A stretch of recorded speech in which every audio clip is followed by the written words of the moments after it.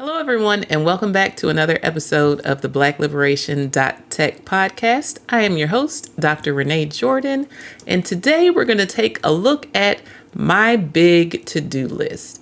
This is a blog post from January 2019, and so here we go. Happy New Year! When you get super busy, to-do lists can grow to the point to which it seems like you will not accomplish anything. Just looking at these lists can cause mental paralysis. So I've learned how to mix things up so that I get more done by the end of the week than I would think possible by looking at just one day. In other words, I had to change my perspective of time as it relates to getting things done. I find that creating a bigger picture for me to work on one day at a time helps me to focus and feel better about my progress. If I only focus on one task at a time, then something might be put off far too long because it is smaller or not as important as another item on the list. But by keeping the big picture in mind, I can make sure that I cut out a small section of my day to do little things and make progress on all parts of my list. So